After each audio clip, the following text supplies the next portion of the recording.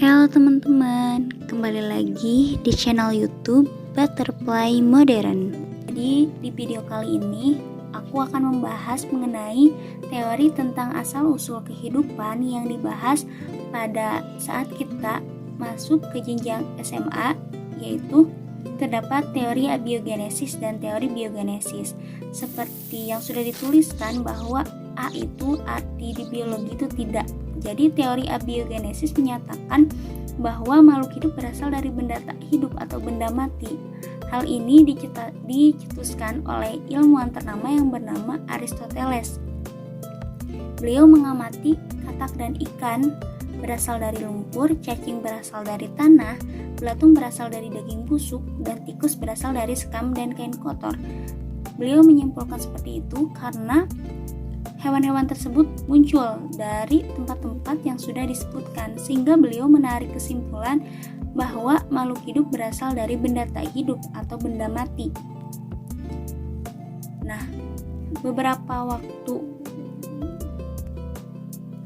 teori tersebut dipercaya, akan tetapi teori tersebut berhasil dipatahkan oleh teori yang kedua, yaitu teori biogenesis. Teori biogenesis dicetuskan oleh tiga tokoh utama, yaitu yang pertama Francesco Redi, yang kedua Lazarus Spallanzani, yang ketiga Louis Pasteur. Nah, teori biogenesis adalah teori yang menyatakan bahwa makhluk hidup berasal dari makhluk hidup lainnya, sehingga berhasil mematahkan teori abiogenesis. Teori biogenesis yang dicetuskan oleh Francesco Redi pada tahun 1626 sampai tahun 1697, yaitu melalui pengamatan sekerat daging yang disimpan pada 3 buah botol. Botol pertama berisi sekerat daging yang ditutup rapat oleh tutupnya, sedangkan yang kedua ditutup menggunakan kain kasa, dan yang ketiga tidak ditutup sama sekali. Setelah beberapa hari, beliau melihat kembali hasil pengamatannya, dan pada tabung pertama ditemukan lalat, akan tetapi keberadaannya jauh dari tutup sekerat daging tersebut. Sedangkan pada kain kasa ada beberapa lalat yang meninggalkan telurnya di atas permukaan kain kasa, akan tetapi tidak berhasil lolos masuk ke sekerat daging. Nah, sedangkan yang ketiga ditemukan daging busuk yang sudah banyak dihinggapi lalat dan sudah bertelur. Nah, belatung itu terbentuk dari daging busuk, akan tetapi bukan daging busuk yang mengeluarkan belatung, tetapi daging busuk itu mengundang lalat agar hinggap di atasnya dan kemudian bertelur. Setelah bertelur, membentuk belatung. Kemudian teori yang kedua yaitu Lazarus Spallanzani pada tahun 1729 sampai 1799, yaitu melalui pengamatan dengan 2 buah tabung. Tabung yang pertama diisi air kaldu, ditutup dan dipanaskan. Bedanya dengan tabung yang kedua itu tidak ditutup. Nah, setelah didinginkan dilakukan pengamatan. Pada tabung yang pertama tidak ditemukan mikroba karena dalam keadaan tertutup, sehingga tidak tersentuh udara luar.